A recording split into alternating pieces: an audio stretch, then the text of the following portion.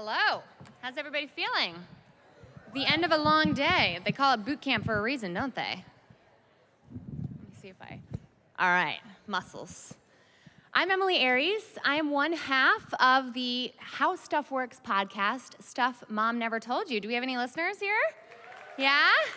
Bridget and I actually just came from recording an episode, always on the go. But it is such an honor to be here at our inaugural Work It Festival after stepping up to continue the conversation that is Stuff Mom Never Told You. After Caroline and Kristen, the beloved creators and former co-hosts, have moved on to do their own thing. Now, I have to admit, I feel like this is a pretty cushy job for me right now, right? Being able to work with some of the best in the business, Bridget Todd, my dream co-host, who is an absolute delight, is just an absolute amazing opportunity to work with a network like How Stuff Works. However, I have done the hard work that is creative entrepreneurship through the founding and running of my own company called Bossed Up. And about 5 years ago, after I was basically doing all the adulting things that we're told to do, right? I found myself getting a steady paycheck for the first time in my life, having just survived a really toxic relationship and a really challenging career transition that left me in debt, that left me feeling like I wasn't sure if I could be as fierce as I wanted to be in this world. I found myself for the first time achieving regularity, achieving stability. And who am I to dare to ask for more? During that time, I was actually working in political technology, political ad technology. So I was selling ads online through Facebook and other social media platforms to help win campaigns. Learned a lot about CPMs in my time there, which we're going to talk through more today. And I found myself feeling a little burnt out, a little unfulfilled. And I think a lot of us are in this room today because we want to dare to pursue creative ventures. We want to create something original, right? We want to add an impact and add our voice to a conversation to help change the world in some way or another. And I was fascinated at the time with how not unique my own story of burnout was. And that's why I started Bossed Up 5 years ago almost today, so 4.5 years ago, to help other women break the cycle of burnout in our careers and pursue the sustainable career paths that also leave us feeling fulfilled. And frankly, I didn't have the option to not find a way to make money doing that. But I also found myself at a little bit of an impasse when one of my colleagues at the time, who thought he was being helpful, maybe you have one of these colleagues in your life, mine was named Josh. Josh came up to me one day and said, "Emily, you started this thing called Bossed Up, a company to help women navigate career transition. You're a political ad technologist. You're a political strategist. What makes you feel qualified to do what you're doing?" And I was like, damn, Josh, I'm glad you put to words what so many of my loved ones are thinking but wouldn't ever dare to say to my face. And it caused me a moment of pause of saying, I don't know how to do what I'm trying to do, but I'm not gonna let that stop me from figuring it out. Yeah, 5 years later, I feel like I know what I'm doing a little bit more, but had I not dared to venture into that world and pursue what was a side hustle for 2 years there and refine it and improve it and learn and grow and get better and better, then I wouldn't be here today, and I sure as hell wouldn't have received a call from How Stuff Works saying, would you like to take the mic and create this continued conversation around the issues that face women today. So I'm here today because I strongly believe the idea of getting bossed up with your creative endeavor means figuring out a little question of how to get money doing this. I know we're all creatives, so we're all doing this for the purest of intentions, obviously. We're here because we have something to share with the world. We're here because we want to make our voice heard, and we want to have an impact and push a message which is worthwhile as an endeavor. But it is also worthwhile to figure out, how do I as an individual make this endeavor sustainable for myself too, right? Because if I want to be in this for the long haul, if I want to continue to have the impact I want to have to figure out a way to at least give myself the best effort that I would give someone else, right? That I would give to a cause or a campaign or a nonprofit that I believe in, and find a way to not just do the work, but preferably get paid to do the work. Now, there's a few different ways that the world of podcasting can yield some big bucks, right? I don't want to oversell that, though, because this is a challenging road. Starting a new venture, I bootstrapped Bossed Up. We never got any financial investment of any kind, and for me, that meant my very meager savings that I poured into it. But I'm also extremely proud to stand here today saying we've doubled our profits year over year. We've figured out that talking about your own personal worth and the worth of the work that you are putting out into the world does, in fact, often have a financial value too. And isn't that worth figuring out? Isn't it worth your own time and effort to give yourself the opportunity to make what you're doing sustainable too? Now, I have a huge privilege here because I've been able to do the work that is podcasting through a network like How Stuff Works. And that's one way to make this happen in a sustainable way. I do not take that privilege for granted, let me tell you. As someone who's got Bossed Up still running and has to hustle for every dollar, I know what it's like to be a creative entrepreneur. Joining a network like How Stuff Works, which, by the way, is expanding because we just got a huge round of investment, and we can talk afterwards about pitching a network like How Stuff Works. That's one way to get your money doing podcasting. Another way to do this is through an agency like Midroll, right? That is all about connecting talented creatives like you with the advertisers who want to partner with you. That's another totally viable option. The option I want to talk about today, which is a little messier, a little harder, but worthy of your attention and effort just as much as it is worth your time to figure out how to tell the best story and how to be the most creative, artistic, impactful maker that we all are, is doing it yourself, going the sort of freelance route, going that hustle route. And we're going to break down everything I've learned from being in political ad tech, where I was selling my clients on hundreds of thousands, if not millions of dollars of ads, to being as a part of a network, facilitating partnerships between our sales team and our sponsors. And most recently, I actually was on the consumer side of podcast advertising when I, through Bossed Up, my DC-based training company, bought advertisements on DC Diary, which is an awesome independent podcast all about life in Washington, DC. So I've sort of seen this process from every angle, and I'm here to get nitty, gritty, and practical with y'all. Are you ready for some tactical, practical, breaking things down, making some money? Okay? I know, how dare I say money, right? It's like a dirty word in the creative world. No, I'm just kidding. We are all creatives here already. My goal today, in very little time that we have left here today, because I know we got places to be tonight, is to talk about how we can all become more of a creative entrepreneur. Sound good? So what we're going to do today is talk a little bit about inbound versus outbound marketing and why you've got to think about both. Talk about developing a rate card, what that actually looks like, what the hell a rate card is, and how it doesn't have to be overproduced or fancy or anything. Good enough is great.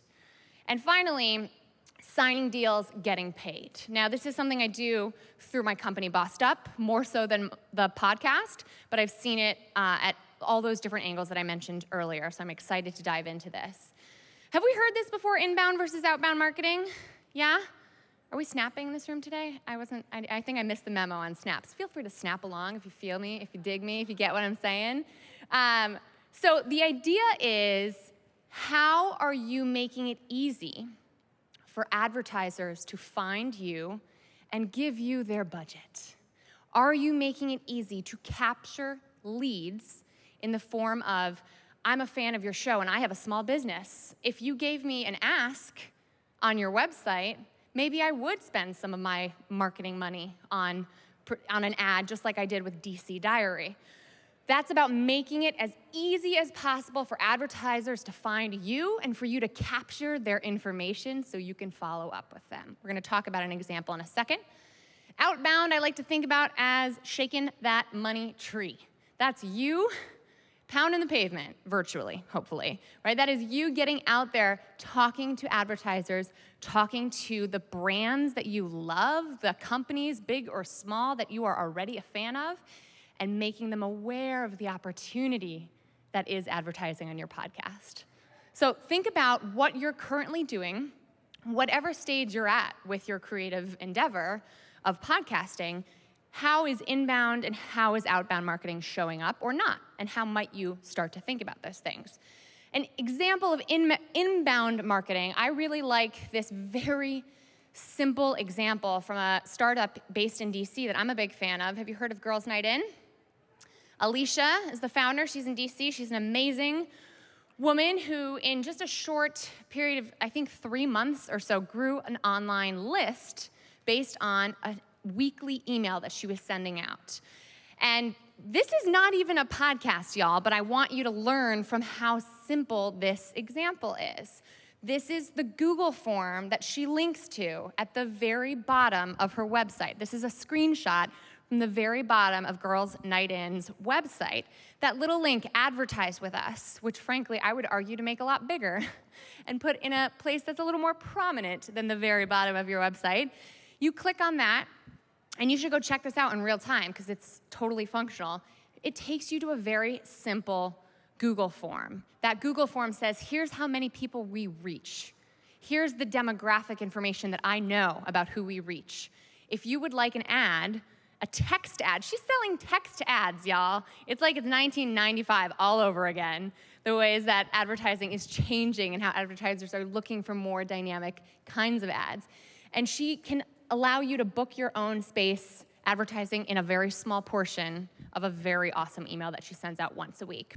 She told me by keeping it this simple, by making it this user-friendly, she sold out all of her inventory for the first month once she started promoting this in the email itself. Your fans could be your customers, just from an advertising sense. We're not even talking about converting them to products and services, which is also something I could geek out with y'all about for another 30 minutes.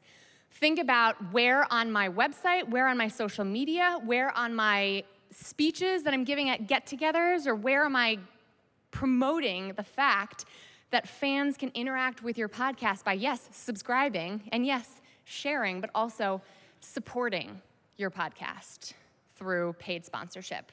That's just one example, and I love it because it's so damn simple, but it does the job. Did this take 4 months of crowdsourcing and focus group testing to make that happen? No. And it works. And it works for her, and it gets money in the door that she can use to develop this and improve it. Don't let perfect be the enemy of the good.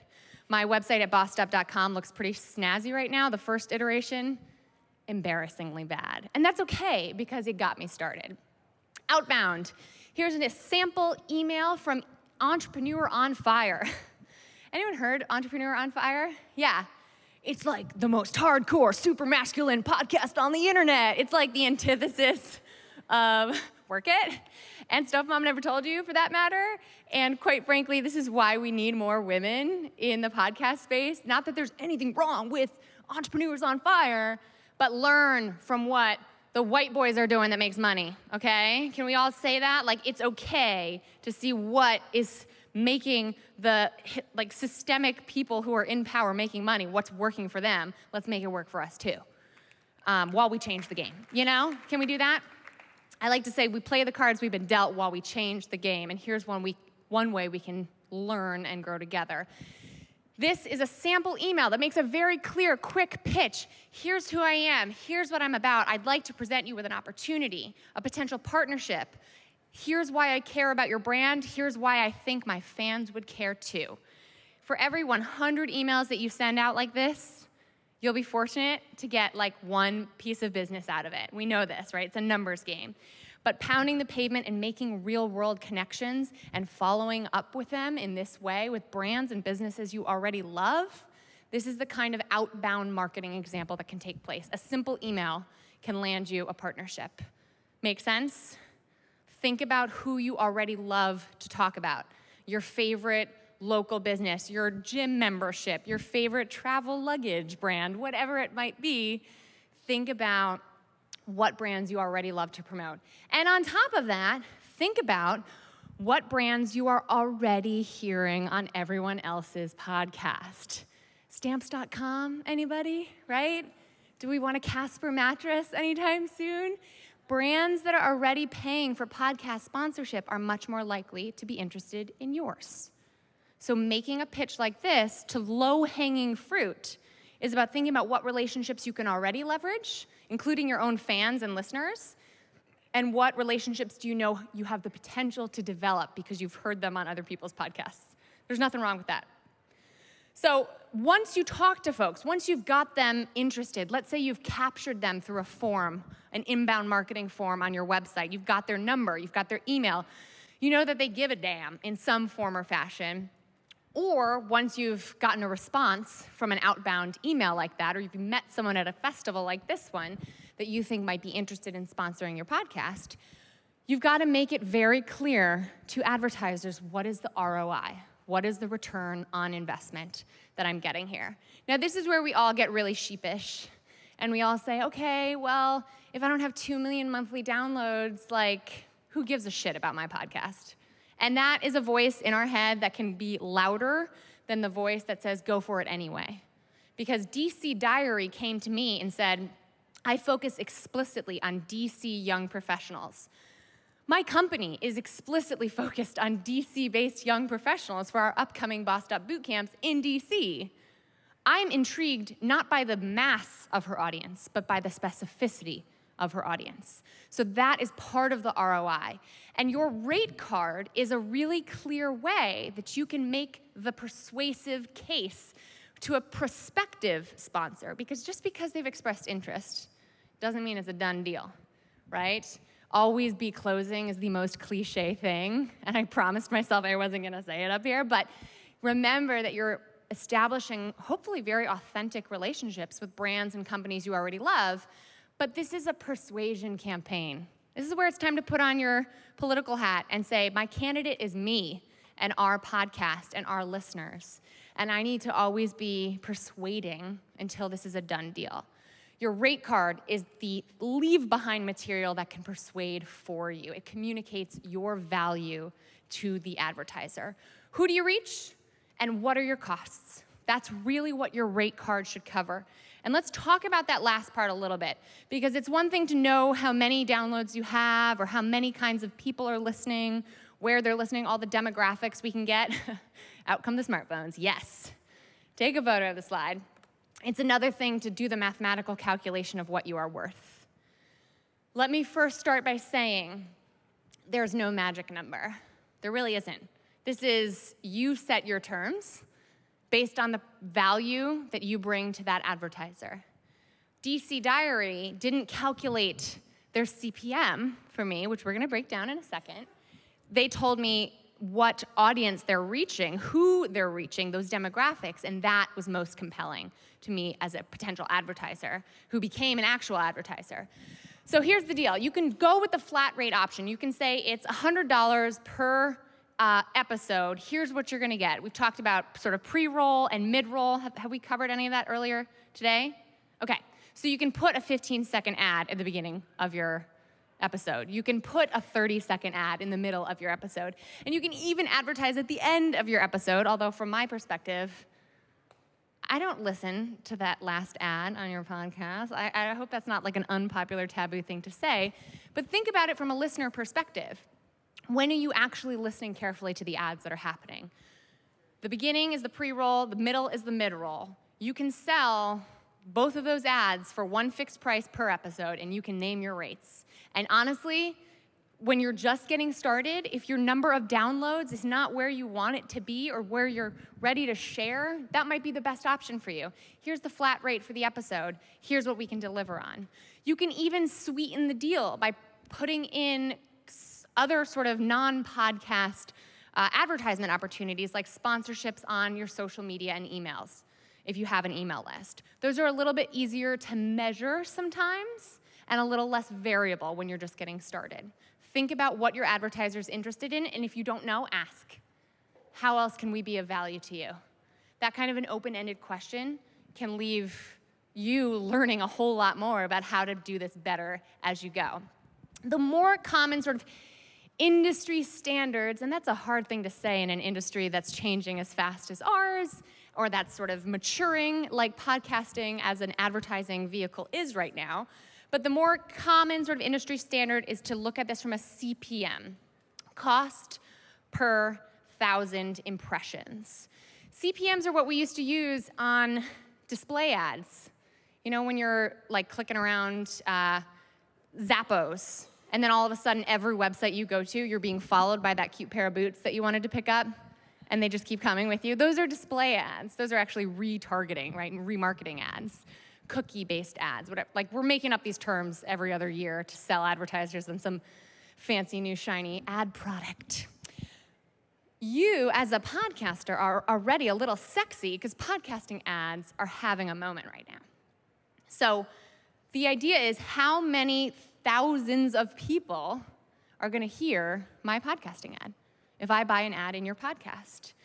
When you think about one download of your website being equivalent to one impression, or one person loading a web page and seeing that boot ad from Zappos, that is how you calculate your CPM, right? So if I have 1,000 people who are downloading an episode, like per episode, I'm getting about 1,000 downloads, which, by the way, is kind of a lot, right, when you're just getting started.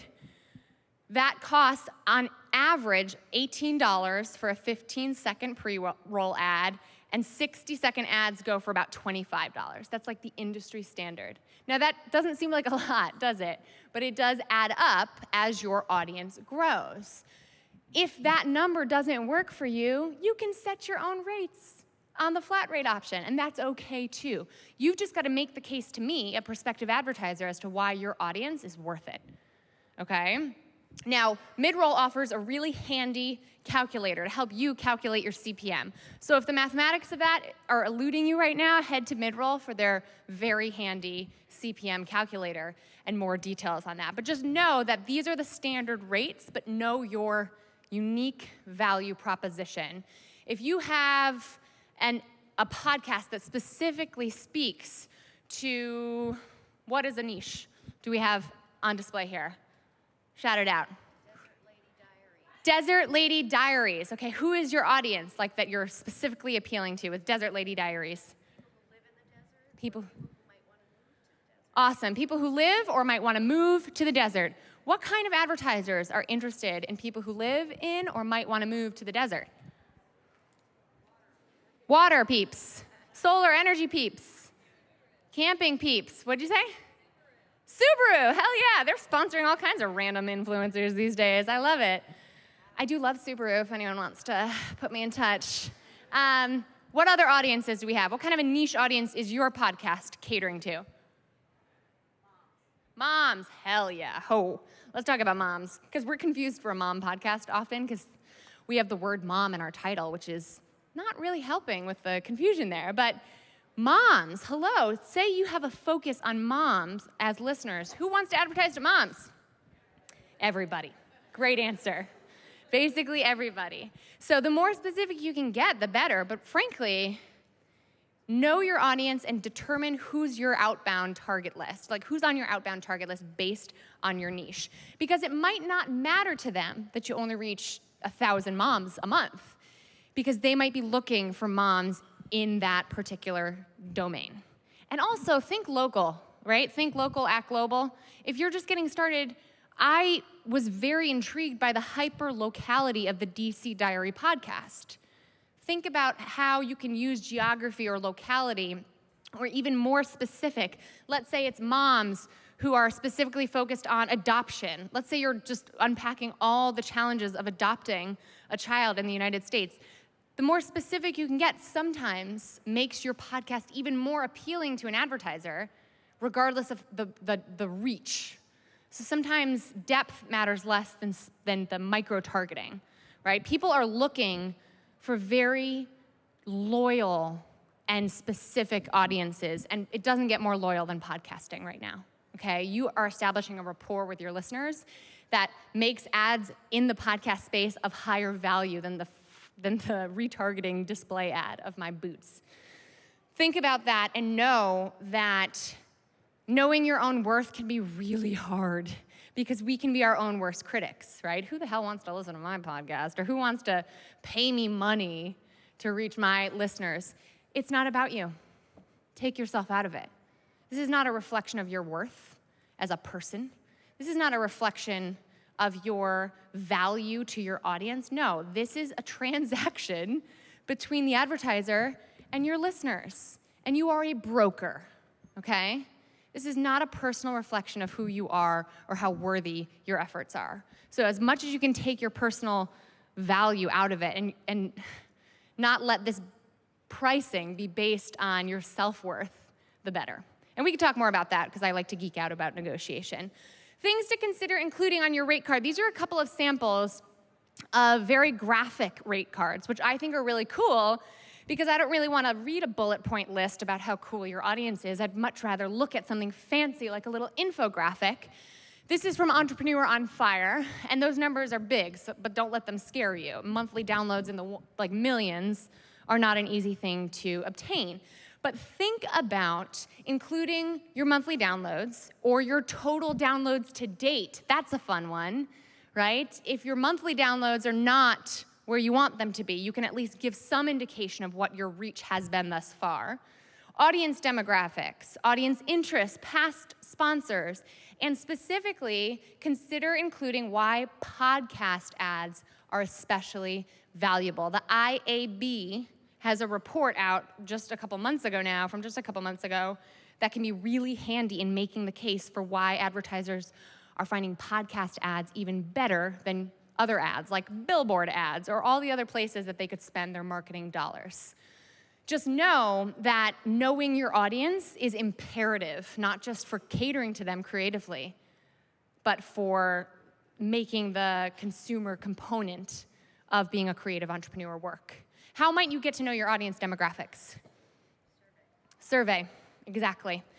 When you are on someone's email list that you love, or you're listening to a podcast that you love, and they say, we're raffling off some awesome Amazon gift card or some prize of some kind, just take this quick survey. It really helps us out as a podcast. This is why they're taking that data, right? And I think being transparent about that with your users is perfectly valid. In fact, it's a way to tell them you're pursuing making this a sustainable endeavor for yourself, and there's no shame in that game. Now, the cycle around thinking about your rate card and where that fits into the broader pitching like a boss, like where that fits into your creative endeavor and your effort, think about first establishing interest via inbound or outbound marketing. Capture leads online through a form of some kind, or pound the pavement and shake those money trees. Send them your rate card to continue the conversation, and preferably hop on the phone. I'm a big fan of really establishing relationships IRL or on the phone whenever possible. Send over a proposal, if you can, that says, here's what we'll do for you. You've expressed interest in this episode or in this month or this week. Here's the run we're proposing. As a reminder, here's how great our podcast is. As a reminder, here's what our past advertisers have said about how great we are. You know, that proposal, just like your rate card, is part of your persuasion campaign. Until it's a done deal, you're persuading. So the rate card can be a simple infographic. Your proposal is about how your show and your ads can meet their unique needs and wants and desires. Confirm that order with a written formal contract. There are places online, I'm going to show you where you can go to see examples. Or you can make your own up and have a lawyer look at it just to make sure you're on the right track. And then confirm that, right? You've got signatures on that order. Send the read to the advertiser for approval, right? Maybe you're writing the ad copy, or maybe they are. You come up with a read. You say, and here's what Casper mattresses can do for you, right? Or you say, here's why I love my away bag, if that's what is true for you. As it is for me, clearly. And then you might want to send that over to your advertisers. This is a very important best practice to make sure you didn't screw it up. If your advertiser hears it on your podcast later and they're like, whoa, you've completely misrepresented our brand, that is a net loss as opposed to a gain, right? It's probably better to catch that stuff early and rectify it so you can keep that relationship alive and hopefully make it happen again. And then run your ad and report back. Here's what happened. Here's how many downloads actually happened. Whenever possible, thinking about your rate card in particular, you want to over-deliver. It's hard to predict how many downloads an episode is going to get in what period of time. So as much as you can, it's important to be authentic and true about what you're promising and then over-deliver that whenever possible. So right now we're averaging 2 million downloads a month, which is insane with Stuff Mom Never Told You, but we're not gonna promise 2.5 million downloads a month. We're not gonna even probably promise 2 million a month because we wanna be able to over-deliver on what we're selling. Make sense? Most runs will never hit the mark exactly. It's impossible to predict how many of your listeners are downloading exactly when, but it's something to think about. When you report back, guess what? You're still persuading because you want to make sure that customer, that client, that advertiser is happy through the entire life cycle of the pitching cycle, the seal the deal cycle, so that they will book again because you are still persuading for your next run. One really important thing that I'm sure is on all of our minds as creatives is understanding the fine line between how much capitalism to bring into your creative endeavor, right? The idea here is, and this is something that I admit I am not perfect at, we have taken advertisers in the fairly recent past that, I wasn't necessarily super enthusiastic about, but thought it would be a good pairing for the show, only to hear from our listeners, what the hell are you advertising that person for? What the hell did you think you were doing? This is so off-brand for you, and I'm upset with you now. And that is just a reminder that we can't sell our podcast souls, that whatever money you're taking for ads is inherently intrusive. You are literally getting between your content that your subscriber wants and your subscriber's ears, so it better be worth it. And keep a high bar, because your listeners will tell you when you've lowered it, quite frankly. And it's something you have to sort of weigh yourself. I can't stand up here and say I'm perfect at this either, but you have to decide to say no to advertisers that just don't sit well with you, which is something we can all do better, I think, continuously. And your listeners will help you with that. If you want more resources on calculating your CPM, head to midroll.com. On podcasting and entrepreneurship, I found Entrepreneur on Fire, as weird as the tone is on that show, to be extremely helpful from a practical business sense. The podcast playbook by IAB.com will help you make the case to advertisers who are thinking about advertising on podcasts for the first time. And I am freakishly into negotiation. So if you want to know everything I know about it, we're currently running a free 5-week negotiation challenge over at bossedup.org right now. And you can also listen to our Stuff Mom Never Told You episode called Negotiation No-Nos. That's all about Bridget and I's sort of adventures with negotiation in the past and what we've learned from them. I hope you found this helpful. Keep in touch with me. I'm going to be here all today and tomorrow. I can't quite keep my schedule straight, but Bridget and I are doing a How We Made It tomorrow, all about Stuff Mom Never Told You. We're on Twitter and Instagram at MomStuffPodcast or Stuff Mom Never Told You. I'm Emilie Aries, and it has been an absolute delight to be with you for a very quick half hour. I hope that was helpful. Before you go anywhere, we're gonna have these amazing organizers who made today possible close us out for the evening. Thank you so much.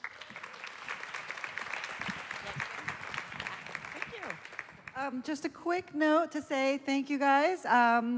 Come back tomorrow if you're joining us for the rest of the festival. I think doors open at 8 and the show starts at 9. They do. 9 a.m. 9 a.m. Who's coming right back tomorrow? Nice, nice. Well, thanks to those of you who just came out today. If you want to come back tomorrow, you can. Yeah. What about another round tonight? Another round? Awesome. Nice. So another round is at 7:30 in this very same theater, as is our 9 a.m. start. And then tomorrow, if you're coming back tomorrow, I hope you all got a program. If you didn't get one on the way in, make sure you stop by the box office and get one, or you can check our website for the latest schedule. But nothing's really changed. So the printed program is great. And I just want to say thanks again to all of our sponsors, CPB, Annenberg, Mac, Cole Haan, Third Love. Thank you. Okay, thanks so much. Have a great night.